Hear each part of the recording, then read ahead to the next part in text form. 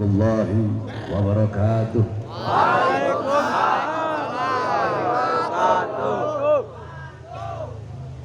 Alhamdulillahil ahad, wassalatu wassalam ala man fis sama ismuhu Ahmad wa fil ardi ismuhu Muhammad wa ala alihi wa sahbihi wa ba'd.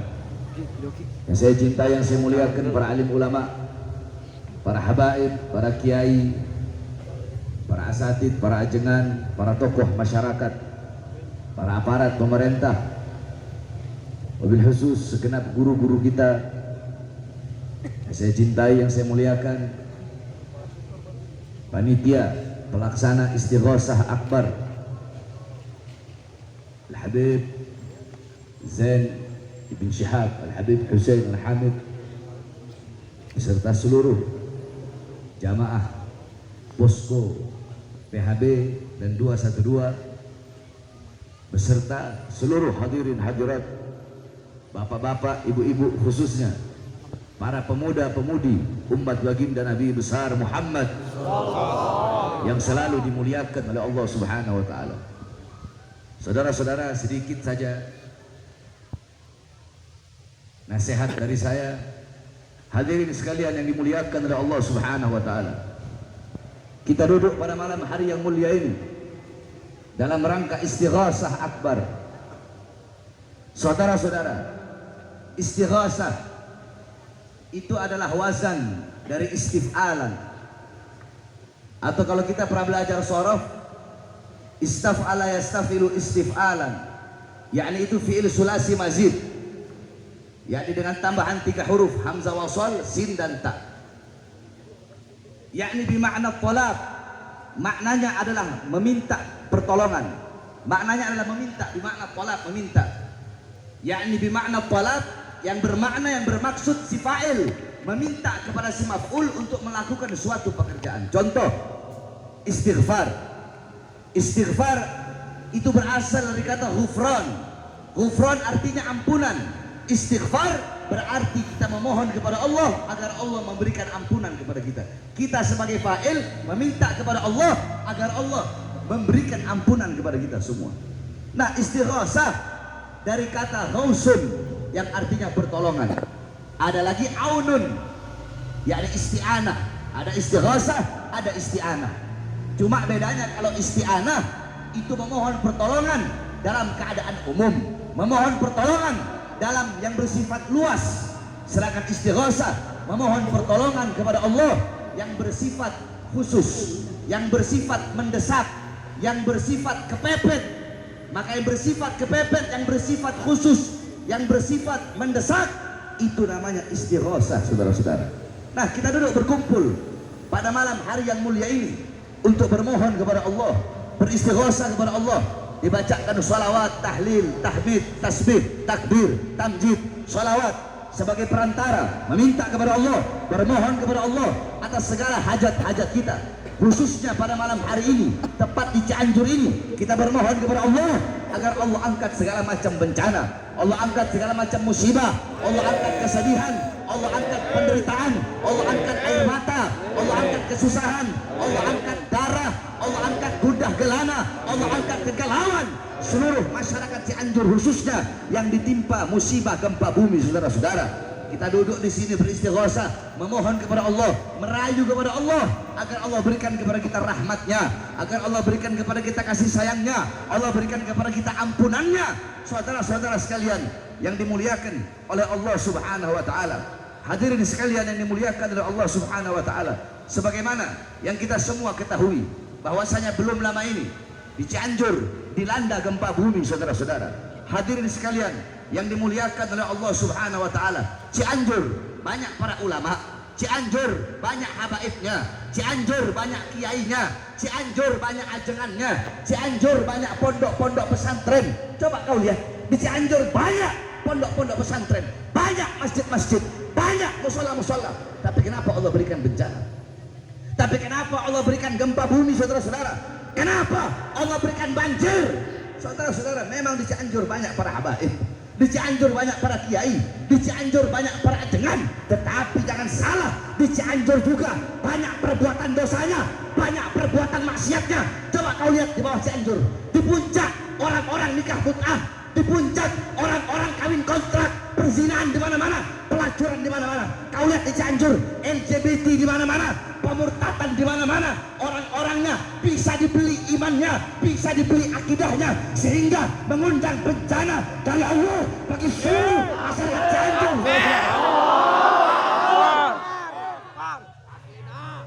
Saudara-saudara, pemurtatan di mana-mana, imannya dibeli dengan Indomie 1 kardus, imannya dibeli dengan amplop isi 100.000.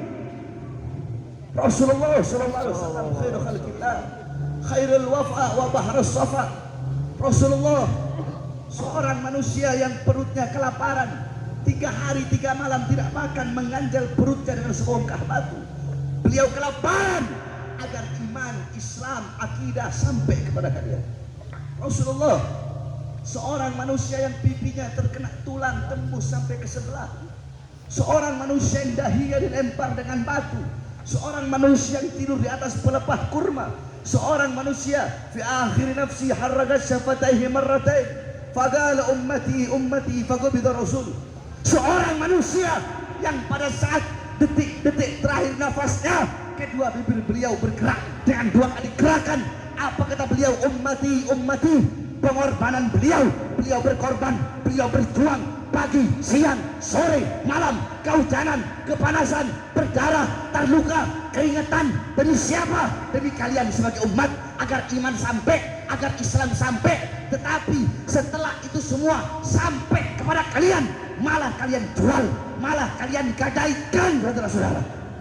Malu kalian kepada Rasulullah SAW. Sumayyah binti Khabbab, seorang manusia yang pertama kali syahid sebagai umat baginda Nabi besar Muhammad SAW. Seorang wanita yang tua renta, Sumayyah binti Khabbab, suaminya disiksa, anaknya disiksa, dipaksa keluar dari ajaran baginda Nabi besar Muhammad. Ditusuk perutnya, tembus tombak tersebut, keluar isi perutnya, saudara-saudara. Apakah Sumayyah binti Khabbab lebih memilih kebebasan? Apakah Sumayyah binti Khabbab menjual Rasulullah, menukar Rasulullah dengan kebebasannya? Tidak. Sumayyah binti Khabbab lebih memilih mati, lebih memilih meninggal dunia daripada harus meninggalkan Islam, meninggalkan ajaran baginda Nabi besar Muhammad. Sayyidina Bilal bin Rabah, badannya dikasih batu yang besar, dipaksa keluar dari ajaran baginda Nabi besar Muhammad SAW. Apakah Bilal bin Rabah lebih memilih kebebasan dunia? Apakah Bilal lebih memilih bebas daripada harus meninggalkan ajaran baginda Nabi besar Muhammad? Tidak. Apa kata Bilal? Lau gata'tani irban masdadtu lamasdadtu illa hubban. Demi Allah, andaikan tubuhku dicincang-cincang, dipotong-potong menjadi potongan-potongan yang kecil, dicincang-cincang menjadi bagian-bagian yang kecil untuk menghentikan kecintaanku kepada Muhammad, untuk membiarkan aku meninggalkan ajaran Nabi Muhammad. Semakin tubuhku dicincang-cincang, demi Allah, aku tidak akan meninggalkan ajaran Muhammad, tidak akan berhenti kecintaanku kepada Muhammad. Semakin tubuhku dicincang-cincang, maka aku akan semakin bertambah kecintaanku kepada Muhammad Rasulullah.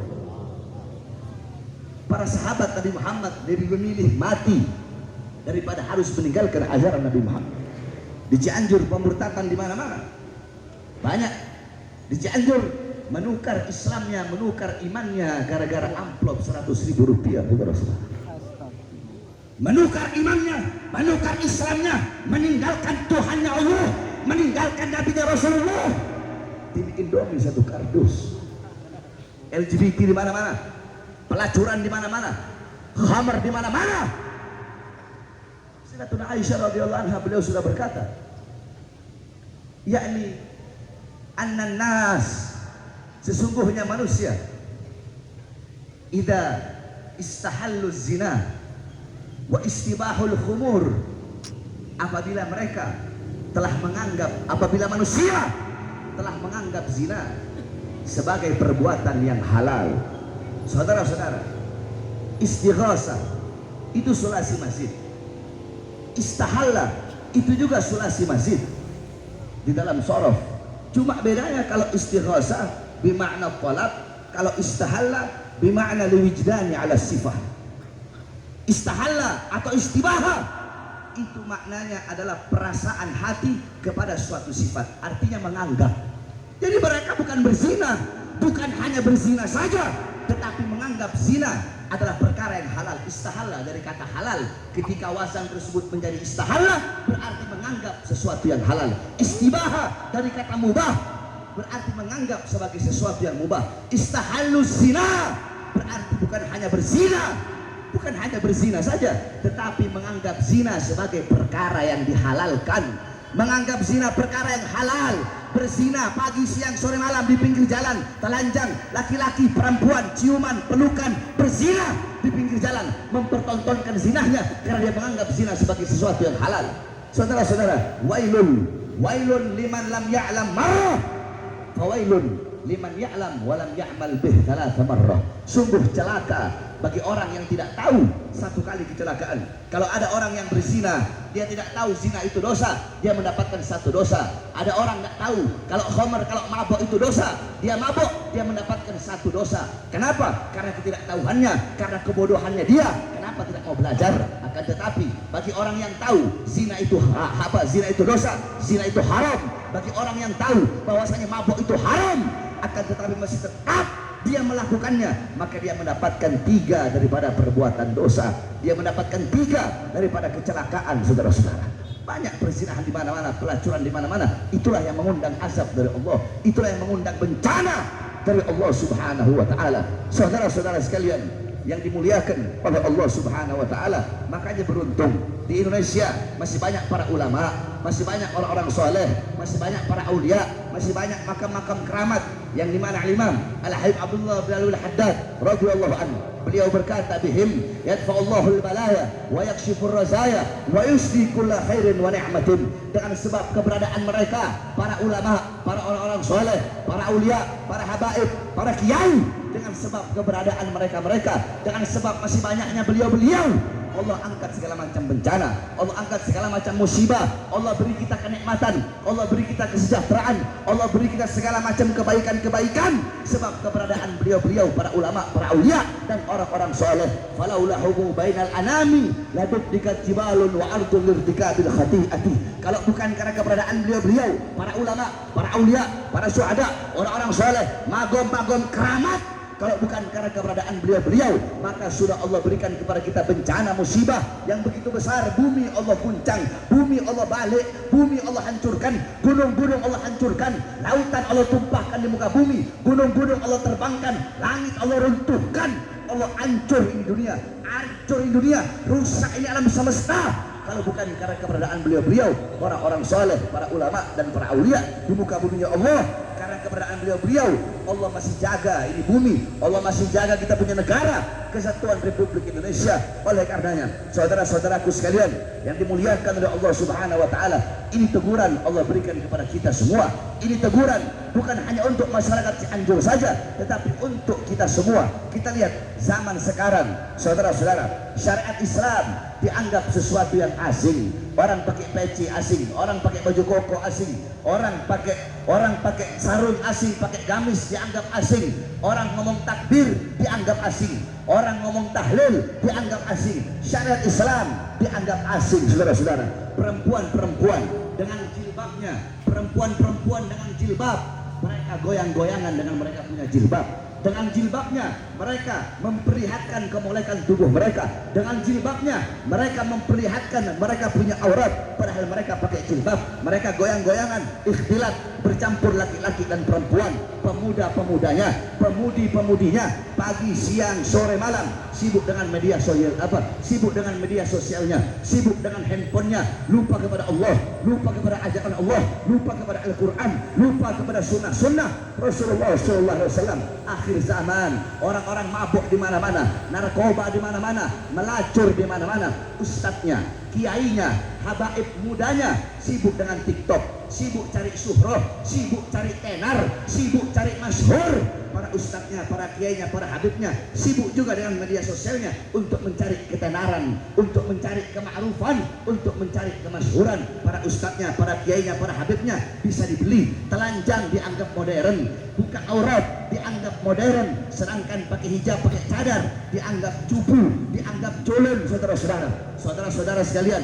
yang paling banyak berbuat dosa, yang paling banyak berbuat maksiat, yang paling banyak mungkarat, dalalat, sayiat, mukhalafat, bukan orang-orang Kristen, bukan orang-orang Buddha, bukan orang-orang Hindu, tetapi abnaul muslimin, putra-putri Islam, pemuda-pemudi Islam kita yang paling banyak berbuat dosa, yang paling banyak berbuat maksiat. Oleh karenanya, kalau ada Allah berikan bencana, kalau Allah berikan musibah, jangan engkau bertanya kepada Allah Subhanahu wa taala. Dalam Al-Qur'an, Allah Subhanahu wa taala berfirman, "Ma asabakum min musibatin fa bima kasabat aydikum." Apa-apa yang menimpa kalian daripada musibah, daripada bencana, daripada gempa bumi, daripada tsunami, daripada tanah longsor, daripada kebakaran, daripada banjir, itu akibat perbuatan tangan kalian, itu akibat perbuatan tangan kita sendiri. Makanya Allah berikan bencana dan musibah. Ketika Allah berikan bencana, ketika Allah berikan musibah, jangan bertanya kepada Allah, "Ya Allah, kenapa kau berikan gempa bumi di Cianjur? Ya Allah, kenapa engkau berikan gempa bumi, engkau berikan tsunami di Palu? Kemudian kenapa gunung meletus di Semeru? Kemudian kenapa ada tsunami di Lombok? Kenapa daerah-daerah di Indonesia engkau berikan bencana, engkau berikan musibah, ada tsunami, ada gempa bumi, ada tanah longsor, ada kebakaran?" Jangan engkau bertanya kepada Allah, tapi tanyakan kepada diri kita, tanyakan kepada anak-anak muda kita, tanyakan kepada orang tua kita. Berapa banyak perbuatan dosa, berapa banyak perbuatan maksiat yang kita lakukan, berapa banyak ketaatan kepada Allah yang kita tinggalkan. Tanyakan kepada para ulamanya, para ustadznya, para kiainya, para habaibnya, para ustadz, para kiai, para habaib. Tanyakan kepada mereka berapa banyak abad nahi mungkar yang mereka tinggalkan. Tanyakan kepada para ustadz, para kiai, para habaib, kenapa para ulamanya menjadi penjilat-penjilat penguasa, menjadi penjilat-penjilat para pejabat? Kenapa para ulamanya menukar kehidupan akhiratnya demi kepentingan dunianya? Kenapa para ulama-ulamanya menjual ayat-ayat Allah demi urusan-urusan dunianya, demi kepentingan perutnya, partainya, kekuasaannya, jabatannya, tahtanya dan kekuasaannya? Tanyakan kepada para ulama, para ustadz, para kiai, para habaib, para pemimpin-pemimpin pondok pesantren, para guru-guru. Tanyakan kepada para pimpinan-pimpinan majelis taklim, para pemimpin-pemimpin ormas-ormas Islam. Tanyakan juga kepada para pengurus-pengurus masjid. Tanyakan kepada para guru-guru kita, para ulama kita. Tanyakan kepada mereka, kenapa para ulama-ulamanya, kenapa para ulama-ulamanya yang benar dibilang salah, yang salah dibilang benar, yang halal dibilang haram, yang haram dibilang halal? Tanyakan kepada para ulamanya, kenapa jadi kera-kera bersorban? Tanyakan kepada para ulamanya, kenapa para ulamanya menjadi kera-kera bersorban, menjadi ulama-ulama su? Tanyakan kepada para pejabat, tanyakan kepada para aparat, tanyakan kepada para pemerintah, RT-nya, RW-nya, lurahnya, camatnya, bupatinya, wali kotanya, menterinya, presidennya. Tanyakan kepada mereka, para pejabat, para aparat, berapa banyak harta rakyat yang mereka korupsi, berapa banyak uang rakyat yang mereka curi, berapa banyak keadilan-keadilan yang tidak mereka tegakkan, berapa banyak kezaliman-kezaliman, kemungkaran yang mereka lancarkan. Tanyakan kepada para pejabatnya, para aparatnya, kenapa menyengsarakan rakyat, kenapa mensusahkan rakyat? Tanyakan kepada para pejabatnya, kenapa banyak berdusta, kenapa banyak berbohong, kenapa tidak menegakkan keadilan di Indonesia? Tanyakan kepada mereka semua, para ulama dan para pejabat, orang tua, rakyat, umat. Tanyakan kepada mereka semua, perbuatan dosa apa, perbuatan maksiat apa yang kita lakukan sehingga mengundang bencana dan musibah dari Allah Subhanahu wa taala. Saudara-saudara, Allah tidak peduli kalau Allah sudah turunkan bencana, kalau Allah sudah turunkan musibah, tidak peduli. Yang berbuat dosa kena, yang taat juga kena, yang alim kena, yang bodoh kena. Orang tua syuyukhun rukka, bahaim rutta, atfalul rutta, anak-anak kecil yang menyusui. Orang tua yang suka ke masjid yang tidak punya dosa. Binatang-binatang ternak itu tidak berdosa. Semuanya ikut amblas, semuanya ikut habis, semuanya ikut mati kalau sudah Allah Subhanahu wa taala berikan bencana, saudara-saudara. Kenapa? Karena terlalu banyak perbuatan dosa dan maksiat yang kita lakukan. Palu, kenapa Palu? ada tsunami. Kamu pikir itu di Palu banyak pondok-pondok pesantren, bahkan di Palu ada Al-Khairat, pondok pesantren kami, guru besar kami Habib Idrus bin Salim Al-Jufri. Tapi kenapa di Palu saudara-saudara ada tsunami? Berapa banyak korban? Kenapa di Palu ada tempat pelacuran terbesar se-Sulawesi, lebih besar dari Doli yang ada di Surabaya saudara-saudara? Lombok, kenapa Lombok ada tsunami? Di Lombok padahal dijuluki negeri 1000 masjid, 100 meter masjid, 100 meter masjid, 100 meter masjid. Tapi kenapa di Lombok ada tsunami, ada gempa bumi? Karena di Lombok banyak bule-bule, banyak orang-orang barat jemur teteknya, banyak orang-orang barat membuka auratnya, orang-orang barat mabok di pinggir-pinggir jalan, melacur, bersia di pinggir jalan, sehingga Allah berikan bencana. Begitu juga di Cianjur.